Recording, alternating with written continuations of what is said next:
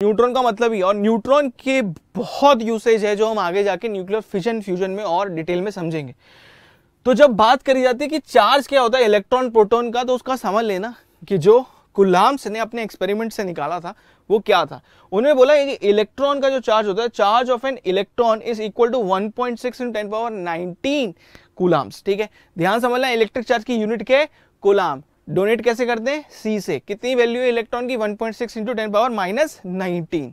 ठीक है, फिर प्रोटॉन की बात करते हैं। The charge of a proton is positive and has the same value as the charge of electron. मतलब क्या है, दो आपके पास चार्जेस, इलेक्ट्रॉन और प्रोटॉन, दोनों की चार्ज वैल्यू जो है वो हमेशा सेम रहेगी, 1.6 × 10⁻19 कूलाम। बस इसका जो चार्ज की वैल्यू है, मतलब उसकी चार्ज की डोनेशन है वो नेगेटिव है, वो चार्ज नेगेटिव है, और ये चार्ज क्या है आपका, पॉजिटिव।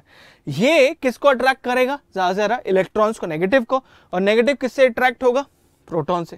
रिपेल किससे होंगे, अपने सेम चार्जेस से। पर ऐसा क्यों होगा अभी उसको भी जानेंगे धीरे धीरे। ठीक है, तो एक चार्ज का जो दिमाग में आपको वैल्यू रख लेनी, 1.6 × 10⁻19, ये वैल्यू आपके दिमाग में रहनी चाहिए, because this is most important. ठीक है, तो आपके दिमाग में सिर्फ एक value exam point of view से ये वैल्यू रहनी चाहिए, क्योंकि इसका यूसेज बार बार होता है।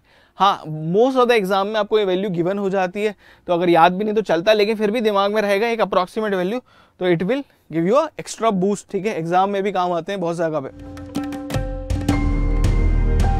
Keep imbibing. We believe in you.